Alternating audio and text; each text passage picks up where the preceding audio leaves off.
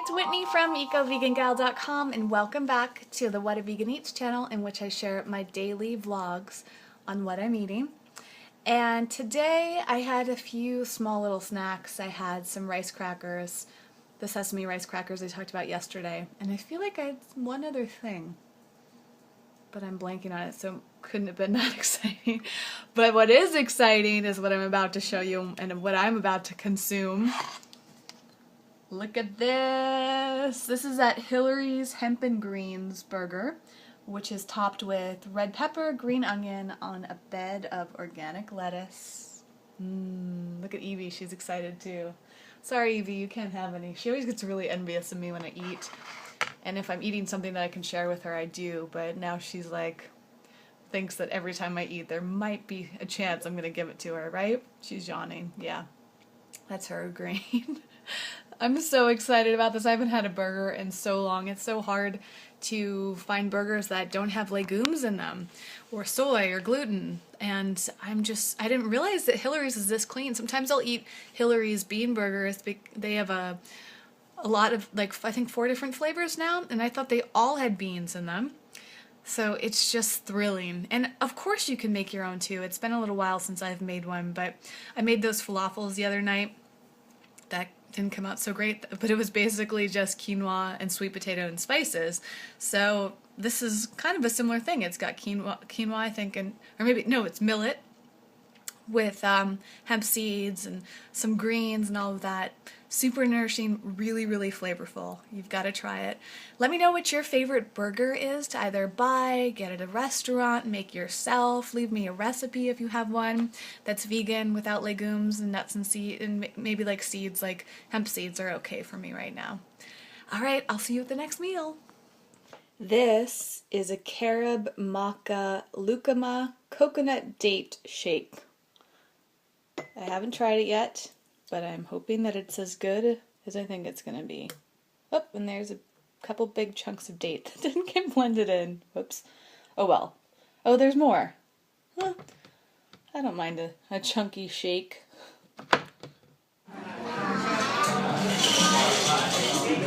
Back at Veggie Grill having the crispy portobello mushrooms, because I haven't been able to stop thinking about these. And a side of kale to keep it healthy. And Robin here is having the cauliflower, the crispy cauliflower, which is amazing. I just got back from the movie theater with Robin. We went to Veggie Grill before we went to see Ballet 422, which was a documentary. It was okay. It was interesting.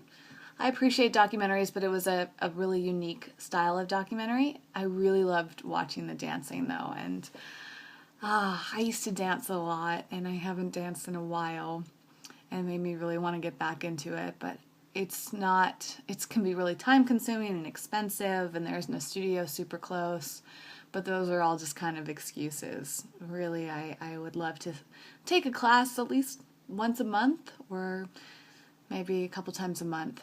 Anyways, I also just finished reading some of the comments on yesterday's videos, and I wanted to just thank everybody so much for the support. I feel so encouraged, and that was actually something that I was thinking about during the movie.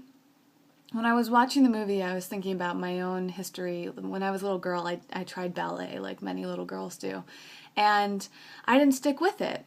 And I thought, wow, what would my life have been like if I had stuck with ballet? Like, would I have been in a company? Would I pursued it professionally and all of that? And I started to think about why I didn't. And I don't know if ballet really spoke to me, but hip-hop dancing was really my big passion. Like, I would watch Janet Jackson growing up as a kid, and I just loved watching it. And my guilty pleasure for years and years has been Britney Spears, but mainly because her music makes me want to dance, and her music videos, especially when she first started, her videos now, like the past 5 years, not as good, but Janet Jackson and Britney were two of my big dancing inspirations, and so I went in high school and college, I was on dance teams, and then it just kind of dropped off as I pursued other career stuff. But my point being is that I don't think I had the right support. I really wanted, in a lot of parts of my life, to have somebody cheer me on and to tell me I was doing a great job. My parents had been really supportive in many aspects of my life, but I don't think they ever realized how important dance was to me. So they weren't that supportive because maybe they just didn't know to be supportive. But I also never really had any super supportive dance teachers. I would have various instructors who just didn't acknowledge me or were really critical and all of that. And I bring this up in this video because it's always been a sensitivity of mine of people being too critical.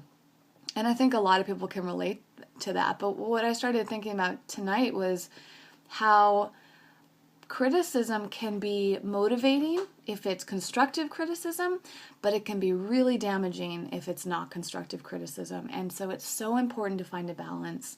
You know, I do a lot of business coaching for people, and I'm one of those people who likes to push somebody and like really bring out like what's within them, help them discover that. But it's a fine balance. You have to find the right way to say something, to really encourage people in the right way and push them in the right way and all that. And if you've seen the movie Whiplash, this is like a big topic in that film, like how hard do you push someone and when is it too much to push someone and all of that.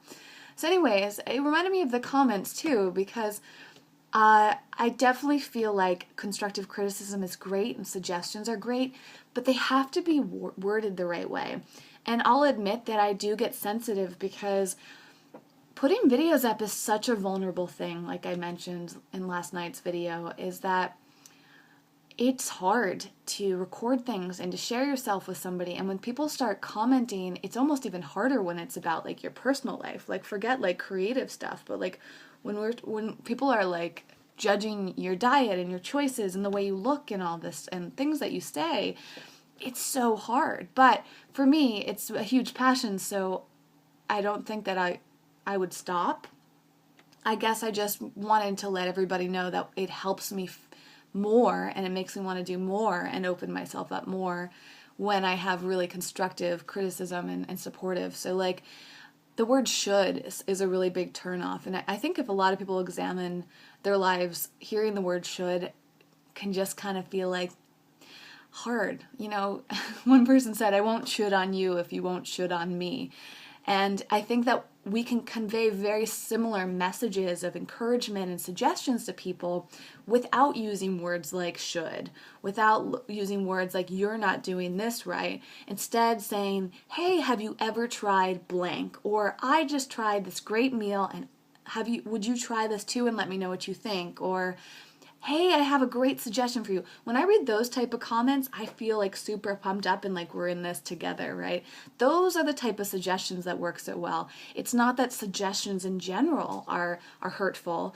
It's that it's all about those specific words. So I wanted to bring this up to encourage all of you to just be careful. And it's not just about me, right? I think that this can come up in our daily language, what we write, what we say out loud, what we say to ourselves, what we say to other people, and how we can more effectively help people grow and bloom and all of that, right? So that's why I brought that up. And I wanted to recognize just, again, everybody that wrote such supportive comments about how they're appreciating the videos. Hearing that stuff is really encouraging because it's hard to know how your content is received unless somebody writes a comment, right? Even the thumbs up and the thumbs down, like how do you even know what those mean? So when people write me comments and tell me what they like, what they want to see more of, awesome, you know? So please keep those coming and you know, ultimately this channel is for you too. And lastly, I wanted to say to Molly, Olivia, Serena Moon, and Emily Siegel, I would love for all of you to enable the ability for me to reply to your comments. Emily especially, I've noticed you've written such amazing comments, but I can never reply to them. And I think it's because of the way your YouTube/Google Plus account is connected. So if you want, I can try to find a link. I forget exactly how that all works, but if one of you find it and you want to post it, but it'd be great so that I can comment on your stuff and other people can comment on that too, so we can have more of an interaction, because it's so hard when I can't respond to you. I really love responding when I have the time or feel really inspired. All right, well, food-wise, I just had some of those rice puffs, and I have, who was it on here that loves those rice puffs too? Melissa said that she loves the Nature's Path rice puffs. They're different from the crisp rice. And I didn't realize that when I bought that. I didn't notice the word puff. So they get soggy a lot faster, but they have a very similar taste, just a different texture. And they're also really good coconut palm sugar, so I sprinkled some of that on. And I find that the rice cereal is like a great way for me to have something somewhat filling, easily digestible, something sweet. Like it's kind of becoming like a little dessert for me. So it's very lightly sweetened, which is nice. And yeah, it helps me like in between and meals and decide if I want to eat more, because sometimes I just feel a little bit hungry, and the rice cereal does the job. So that's one of the reasons they become such a staple. Plus, it's so nice because they're like such an instant meal. And somebody else actually suggested oats. I just realized I didn't reply to that comment. But yes, I'm going to be eating some more oats. I just bought some yesterday at Whole Foods, so I'm going to create something. I've never really gotten into overnight oats, but I always hear about them, so maybe I need to start experimenting more with that too. All right, if I record more, I will see you later. If not, I'll see you tomorrow. I'm still a bit hungry, so I just made myself a salad. And it has lettuce, cucumber, red bell pepper, green onions, then a drizzle of olive oil and sesame oil, salt, and nutritional yeast. And it's really tasty, nice and simple. Oh, and some carrot too. Mix it up a little bit. I love the combination between red bell pepper and nutritional yeast. Actually, if you combine that with water, lemon, and cashew, the cashew and the lemon I'm not doing on a low histamine diet right now, but when all those are combined, you can blend them together and it makes this incredible cheese sauce. That's usually what kale chips are coated in. So just red bell pepper and a little bit of oil and salt and nutritional yeast actually has a very similar flavor. It's just kind of missing that citrus, and you could swap out the oil for the cashews, which I'm definitely going to do when I have nuts back in my life.